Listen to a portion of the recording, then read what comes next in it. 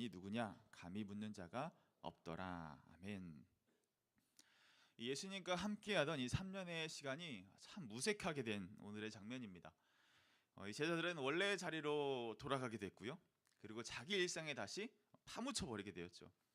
주님과 했던 이 권능과 많은 이적들과 이 말씀들을 보았음에도 말이죠. 이 예수님은 돌아가 버린 이 제자들을 차례차례 이제 만나십니다. 도장 깨기 하시는 것처럼요. 그렇게 예수님께서 찾아가셨던 이 제자들은 어떻게 지금 오늘 지내고 있죠? 다시 또 오늘 말씀 보시면 빈 그물을 낚는 이 상황과 처지에 또 놓여 있게 됩니다. 이 빈 그물이 말해주고 있는 것이 무엇일까요?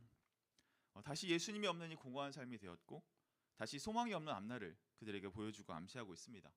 이미 또 날은 다 새버렸고 물고기는 한 마리도 없고 또 배가 둥둥 떠다니는 이런 상황에 우리 제자들이 놓여 있는 상황에 주님께서 찾아가셨다는 것이죠. 그러고 예수님께서는 그들을 찾아가셨을 뿐더러 오늘 말씀에서 그들을 부르셨습니다. 그런데 그 부름이 참 다정하죠. 우리 5절 말씀 한번 보겠습니다. 예수께서 이르시되 얘들아 너희에게 고기가 있느냐 대답하되 없나이다. 여기서 이 얘들아라는 말은요 여러분 굉장히 친근한 표현입니다.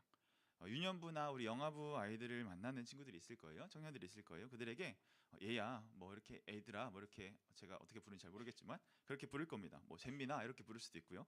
이렇게 낙심에 차고 실패했고 소망이 끊겨버린 이 제자들에게 주님이 찾아오셔서 굉장히 살갑게 부르시는 거예요. 얘들아.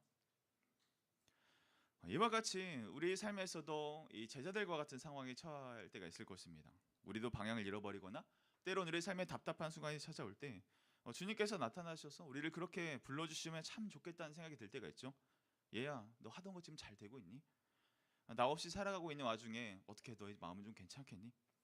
답답한 마음은 좀 정리가 됐어? 그렇게 따뜻하게 물어보시는 그 예수님의 마음, 예수님의 말씀, 그 말씀이 우리의 심령에 들리면 좋겠지만 그런데 그런 주님의 말씀이 우리 마음속에 소리로 들리지 않을 때가 더 많습니다. 혹시 그것이 육성으로 들리는 분 계시면 저를 꼭 찾아와 주시면 좋겠습니다. 자, 주님은 그렇게 말씀하시지 않으셔요. 주님은 우리에게 찾아오심을 믿으시죠. 어떤 상황에도 불구하고 주님은 우리를 다시 찾아오신다는 걸 여러분들에게 믿음이 있을 겁니다. 우리가 실패하고 잠시 낙심한 순간이 찾아온다 할지라도 결국 주님은 우리를 다시 찾아오시는 분 아니십니까? 그에 대한 신뢰함이 있으시죠? 그럼 오늘 말씀처럼 주님께서 우리가 원하는 방법으로 얘야 따뜻하게 그렇게 불러주시면 너무나 좋겠지만 이 제자들에게 가신 오늘의 예수님의 모습을 통해서 예수님은 이 다양한 연출을 통해 우리 일상에서 그렇게 우리를 만나고 계신다는 거예요. 우리가 원하는 방식이 아니라 하나님께서 우리가 보아야만 하는 우리가 보고 싶은 방식이 아니라 우리가 마땅히 보아야 하는 그 상황들을 하나님께서 연출하시고 그 일들 속에서 우리를 불러주시는 것이 하나님의 부르심의 방법이라는 것이에요. 오늘 말씀에서도 예수님은 이 제자들을 다양한 연출을 통해 부르고 계십니다. 우리 첫 번째 연출이 무엇일까요? 예수님은 제자들에게 다가가셨고 처음 건네는 말이 무엇이죠? 물고기를 잡는 그들에게 다가가셔서 5절 말씀에 너에게 고기가 있느냐? 이 질문을 던집니다. 여러분 이 제자들이 일생에서 예수님을 처음 만났던 순간 여러분들 기억하시죠? 그때도 던졌던 질문이 무엇인가요? 물고기를 물으셨죠. 많이 잡았냐?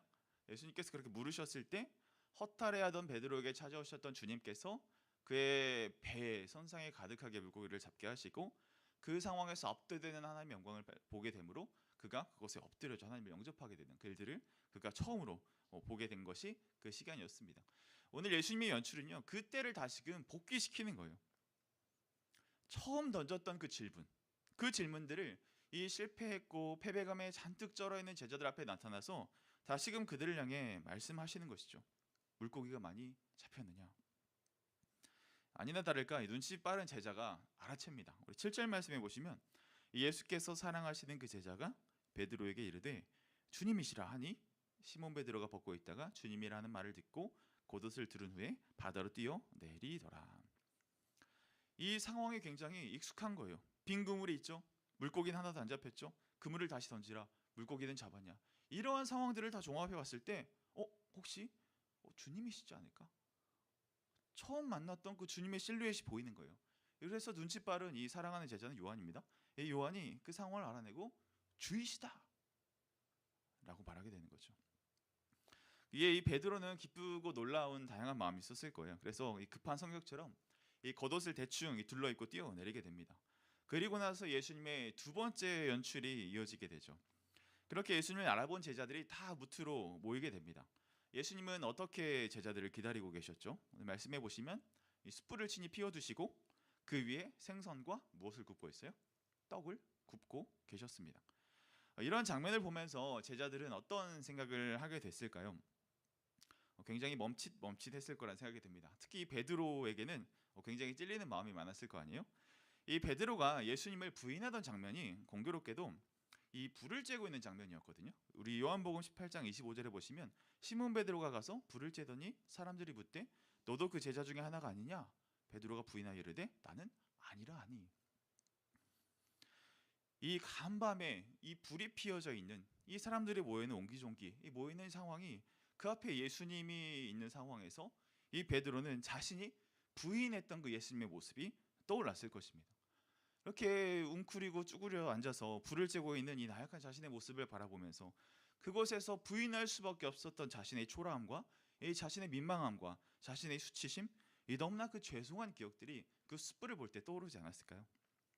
또 그 위에 올려있는 떡과 우리 생선을 보면서 어떤 생각이 들었을까요?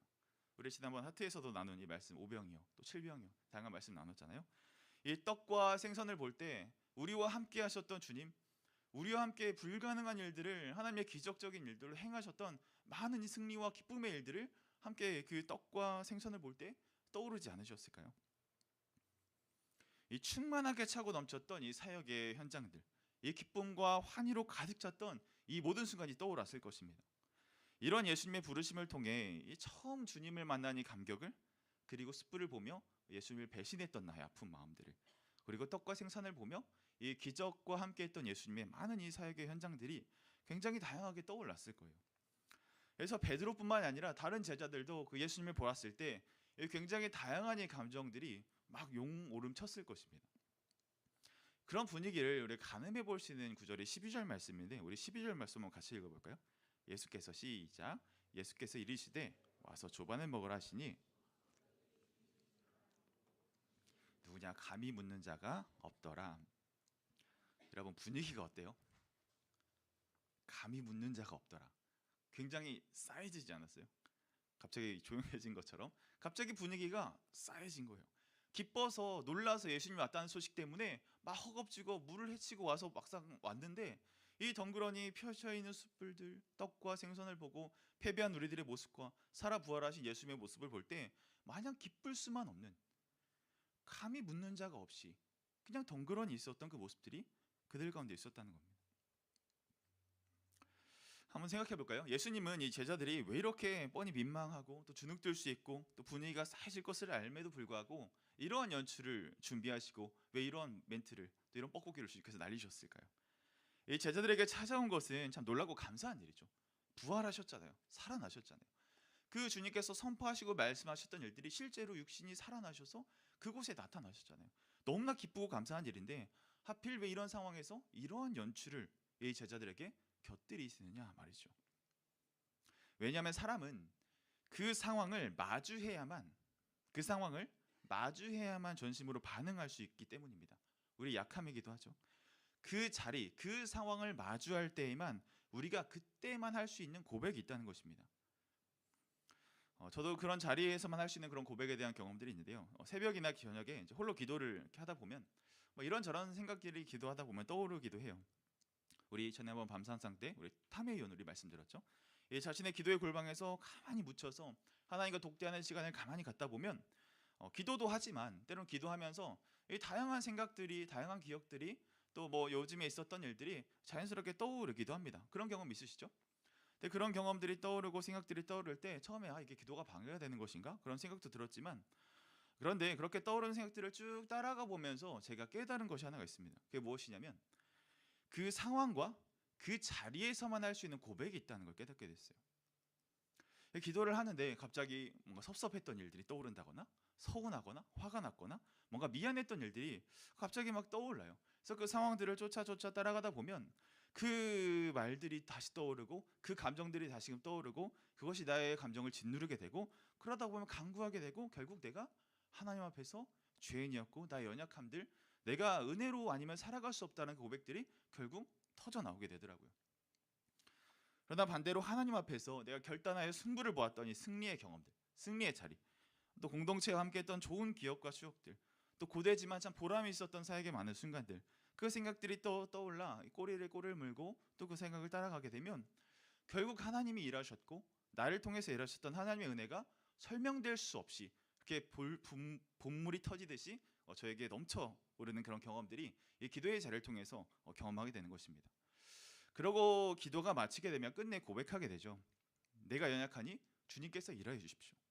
이 기쁨, 이 은혜 주심에 내가 감사하며 나를 통로로 사용하심에 주님 너무나 감사합니다.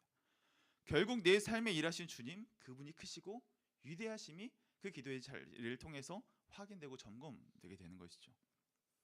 우리 사람에게는 철저한 한계가 있습니다. 그것이 무엇이냐면 앞에 말했듯이 그 상황에 충실하다는 거예요. 그때가 되어야만 고백하게 하는 내용이 있다는 것입니다.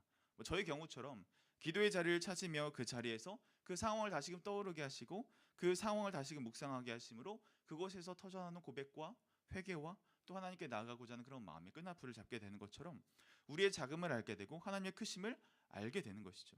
그렇다면 우리에 있는 문제가 하나가 해석이 되죠. 우리 제자들의 상황과 같이 왜 하나님은 비슷한 상황들을 계속해서 열어주셔서 왜 우리의 마음을 혼란하게 하고 우리의 마음을 심란하게 하시는가? 이 제자들에게 오늘 예수님께서 그러하셨던 것은 이 제자들이 분명히 마주해야 할 그 모습이 있기 때문입니다. 우리도 마찬가지로 우리가 지금 봐야 할 그 모습이 있기 때문에 주님께서는 우리의 삶 가운데 일상 가운데 그런 일들을 연출하는 거라는 것입니다. 이 주님은 그 모습을 일부러라도 우리의 삶에 연출하시는 거예요. 왜냐하면 우리도 그 자리를 마주할 때에만 우리가 그렇게 할 수 있는 고백이 있다니까요. 우리가 그 상황에 놓여 있을 때만 우리가 반응할 수 있는 그런 우리 연약함들이 있다니까요. 그래서 하나님께서 우리에게 그런 상황들을 주십니다. 왜 나에게 해결되지 않을 것 같은 문제들을 왜 계속해서 만나게 하시는가? 왜 힘들어하는 사람들과 또 엮이게 하는 것인가? 내가 너무나 힘들었던 상처에 소금을 솔솔 뿌리듯이 왜 또 동일한 아픔들을 나에게 찔리게 하는 것인가? 내가 충분히 넘어섰다고 생각하는 그 많은 일들 속에서 그것을 다시 또 하게 하시는가? 오늘 베드로도 그러한 상황을 마주한 것 같아요. 그런데 오늘 이 그러한 베드로의 마음을 엿볼 수 있는 굉장히 재미있는 관찰의 포인트가 있습니다. 우리 10절 말씀 보시면 10절 11절 말씀 한번 같이 읽어볼까요? 시작. 예수께서 이르시되 지금 잡은 생선을 좀 그물을 육지에 끌어올리니 가득히 찬 큰 물고기가 153마리라. 여기까지 읽겠습니다. 예수님이 생선을 가져오라고 말하십니다. 베드로가 움직이죠. 배로 갑니다. 여기서 TMI 하나가 등장하죠. 뭐죠? 물고기가 153마리라는 겁니다. 그럼 이 153마리라는 걸 어떻게 알았을까요? 눈재중으로 이렇게 봐서 이게 뭐 153마리 정도 되겠구나 그렇게 볼 수 있을까요? 한 자릿수까지 나왔잖아요. 직접 셌다라고 전 생각이 들었습니다. 직접 세야만 알 수 있는 이 숫자가 153마리라는 숫자 아닙니까? 네, 여러분 물어보겠습니다. 여러분들이 베드로한 상황이에요. 베드로와 같은 상황이에요. 예수님이 가서 물고기 좀 가져오라. 베드로가 뭘 하고 있죠? 구석에 가서 물고기를 세고 있습니다. 우리 12절 아까 읽었지만 그 분위기를 알 수 있죠. 주님이 누구신지를 다 아는데 감히 묻는 자가 없는 이 굉장히 곤란하고 난처한 상황에 처해 있다는 거예요. 면목이 없는 거죠. 주저하고 있는 거죠. 베드로는 그렇게 하염없이 그 구석에 가가지고 물고기를 세고 있는 겁니다. 1마리, 2마리, 5마리, 10마리, 30마리, 100마리, 150, 151, 152, 153. 여러분 우리는 어떠합니까? 이 주님은 저마다 내가 마주하고 싶지 않은 이 상황으로 계속해서 여러분들을 부르시고 계실 거예요. 그 상황이 불편하지만 또 때론 피하고 싶습니다. 그리고 또 다시 하고 싶지 않아요. 그런데 그 자리로 계속 하나님은 부르신다고요. 왜요? 그 상황에서 여러분들에게 하고 싶은 이야기가 있으시다니까요. 주님께서는 내 삶에 연출하시는 그 상황으로 우리를 계속해서 부르시는 거예요. 그 부르심에 우리는 어떻게 반응하고 있습니까, 여러분? 우리는 예수님께 등을 돌리고 혹시 우리들의 물고기만 세고 있지 않은가요? 다시 1마리, 3마리, 10마리, 30, 50, 150, 151, 152, 153. 사랑하는 여러분, 우리가 이 시간 담대하게 결단할 내용은 주께로 주저하지 않고 달려가는 것에 있습니다. 지금 이 문제만이 어려움이 하나님의 연출이구나, 이것을 속히 깨닫는 것이 지혜라는 거예요. 이 하나님의 연출에 의미가 있다는 것을 여러분들 신뢰하시길 바랍니다. 이 하나님은 이 연출을 통해 우리에게 전하고자 하신 선명한 메시지가 딱 한 가지 있습니다. 그것이 무엇이냐? 바로 우리에게 그 사랑을 확인하신다는 것이죠. 제자들은 몸둘 바 모르고 있습니다. 죄스러워하고 있습니다. 수치스럽고 민망합니다. 어떠한 변명을 해야 될지 이 머리를 싸매고 뭐라고 할 수 없는, 누가 주가 주이신지를 다 아는데 그 상황에서 누구도 말하지 않는, 그 상황 속에서 서로 눈동자만 굴리고 있는 상황인 것이죠. 그러나 주님은 그 상황에서 제자들을 문책하지 않으십니다. 전혀 어떤 것들을 묻지도 않고 따지지도 않으시고 대신 단 한 가지만을 확인하시죠. 우리 함께 읽지 않았지만 우리 21장 17절, 우리 다음 장 21장 17절에 보시면 예수님께서 시몬 베드로에게 무엇을 말씀하시냐면, 요한의 아들 시몬아 내가 나를 사랑하느냐 하시니 주께서 세 번째 내가 나를 사랑하느냐 하심으로 베드로가 근심하여 이르되 주님, 모든 것을 아시오매 내가 주님을 사랑하는 줄을 주님께서 아시나이다. 17절은 세 번째라고 말하잖아요. 15, 16절에서 예수님은 이 제자들에게 사랑에 대해서 묻습니다. 네가 나를 사랑하느냐? 네가 나를 사랑하느냐? 네가 나를 사랑하느냐? 주님은 그러한 우리들에게 오셔서 이거 하나 물으신다는 거예요. 우리 읽지 않았지만 15, 16, 17절에서 이 세 번이나 물으신데요, 네가 나를 사랑하느냐? 주님 또 마주하고 싶지 않은 상황을 마주했는데 이 나를 불편하게 하시려는 연출인가요? 불편합니다. 피하고 싶습니다. 또 다시 하고 싶지 않습니다. 그러나 주님이 그 연출된 자리를 이렇게 부르시는 그 이유가 무엇이냐면 그것에 대해서 답을 주시려는 게 아니에요. 그 상황 속에서 단 한 가지 물으시는 것, 네가 나를 사랑하느냐? 우리는 나의 어떠함에 집중하지만 주님은 그것을 보지 않으신다고요. 우리가 변명할 수 있는 많은 거리들, 우리가 변론할 수 있는 많은 일들, 그것을 이 화려한 변론을 우리에게 여쭙는 것이 아니라 네가 나를 사랑하고 내가 너를 사랑하는 그것을 주님께서는 오늘 확인하고 싶어 하신다는 것이죠. 세 번씩이나. 우리는 이 나의 어떠함에 계속해서 집중합니다. 이 죄책감이라는 것이 그런 거 아닙니까? 나의 어떠함에 사로잡혀서 하나님을 바라보지 못하게 하고 이 사탄의 상수하는 소리에 나의 이 메시지가 다 얽혀 있는 이 상황들. 우리는 그러한 하나님께서 연출하시는 상황에 놓여졌을 때 우리는 그 상황 앞에서 나의 어떠한 것에 집중하지만 주님은 그것을 보지 않으신다고요. 물고기를 세며 등을 돌리는 베드로에게 오늘 우리들에게 와서 돌이키라, 회개하라고 말씀하시지 않는다는 것입니다. 그저 다시 지금 사랑을 물으시고 그리고 그 사랑에 응답하기만 하면 그 문제를 뛰넘는 사명을 우리에게 주신다는 거예요. 그래서 그 17절 말씀해 보시면 내가 주님을 사랑하는 줄을 주께서 아시나이다. 예수께서 이르시되 내 양을 먹이라. 여러분, 이 사명을 발견하면 우리의 마음이 어떻게 바뀌어요? 우리가 불편했던 상황들, 하나님께서 연출하셨던 이 많은 나의 일상의 난제 속에서 불편한 상황이, 피하고 싶은 상황이, 또 마주하고 싶지 않은 이 사람이 모두 사명의 자리로 바뀌게 되는 거예요. 내가 그들 때문에 얽매여하고 그들 때문에 힘들어하고 그 상황 때문에 내가 주저하던 삶에서 내가 오히려 그들을 먹이고 그들을 입히고 그 상황을 해결해 나가고 그 상황에 책임지는 자로 하나님께서 부르시는 이 새로운 사명이 주어진다는 것입니다. 이 하나님이 연출하시는 이 불편한 자리를 만나고 계신 분 계십니까? 그 불편한 자리를 피함도 해결도 그 문제를 덮어두는 것도 어떤 것도 우리의 솔루션이 아님을 기억하시기 바랍니다. 그 상황 속에서도 여전히 내가 주를 사랑합니다 라는 그 고백이 있다면 그 고백 가지고 내가 너를 사랑하니 이 나와 너의 관계 안에서 또 너와 나의 골방의 깊은 교제 안에서 내가 너를 사랑하는 자로 부르셨사오니 내가 너를 사명자로 쓰겠다. 내가 너에게 처해있는 그 많은 문제 가운데서 내가 그 연출한 문제의 의도를 너는 드디어 깨달았구나. 내가 그 상황에서 너를 사명을 든 자로 부르시겠다. 이것이 오늘 주님께서 우리에게 말씀하시는 중요한 메시지라는 것입니다. 여러분, 요한복음 21장은 굉장히 독특해요. 왜냐하면 우리 20장 성경에 있으신 분들 보시면 20장 끝을 보십시오. 20장 끝 문단에 소제목이 뭐라고 적혀 있습니까? 뭐라고요? 이 책의 목적이라고 적혀 있죠. 자, 여러분, 이 책의 목적은 보통 책에 어디에 써 있어요? 책의 앞에나 논문 같은 경우에 초록이나 마지막 결론에 써 있잖아요. 20장의 그 목적이 마지막에 써 있다는 거예요. 그럼 21장은 어떤 의미라는 거예요, 여러분? 정확하지 않지만 이렇게 해석하는 성경 해설가가 있습니다. 21장이 나중에 후대에 추가됐다는 거예요. 왜 그랬냐면 그 당시에는 이 사도 요한이 굉장히 오래 살았잖아요. 사도 요한이 이 고난과 핍박의 때를 잘 지내고 그 요한이 죽기 전에 예수님께서 오실 거라는 그 믿음이 우리 초대교회 성도들에게 있었습니다. 그런데 이 사도 요한의 명이 얼마 남지 않은 거예요. 굉장히 불안해하는 성도들 앞에서 사도 요한이 21장을 다시 기술해서 넣었다라고 보는 학자들의 견해가 있습니다. 그래서 이 일들을 통해서 무엇을 우리에게 주고자 하셨냐면, 내가 죽을 때가 왔고 성도들이 많이 불안해하고 힘겨워하는 이 상황 속에서 혹시나 내가 믿음과 신앙을 지켜내가고 있는 삶을 살아가지만 주님이 오시지 않으면 어떡하지? 내가 주님을 그렇게 배신하고 내 신앙을 버려버리면 어떡하지? 그런 자들에게 제자들의 일을 통해서 우리에게 다시금 용기를 주시는 것입니다. 사랑하는 우리 주님께 아무리 최선을 다하지 못하고 심지어 배반했던 제자들의 모습이라 할지라도 내가 주님을 사랑합니다. 주님이 나를 사랑합니다.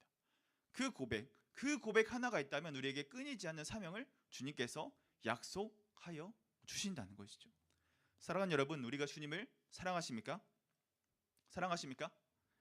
때론 우리의 삶에 펼쳐지는 이 하나님의 연출이 때론 우리 삶에 너무나 버거울 때가 있어요. 피하고 싶을 때가 있고요, 그만하고 싶을 때가 있습니다. 그럴 때 우리는 그 상황의 문제 안에서 솔루션을 구할 것이 아니라 그 상황에서 우리가 할 마땅한 고백은 바로 내가 주님을 사랑합니다. 그 고백 하나면 다 사라지는 거예요. 그리고 사라진 그 자리에 무엇이 남느냐? 버겁고 힘겹고 피하고 싶던 그 자리가 사명만 고스란히 남는 것입니다. 그런 하나님을 사랑한다는 고백으로 내 만의 일상의 자리를 이 사명의 자리로 변해가시는 저희와 여러분들 다 되시기를 주님의 이름으로 축원합니다. 우리 다 함께 일어나서 우리 결단의 고백으로 함께 찬양하겠습니다.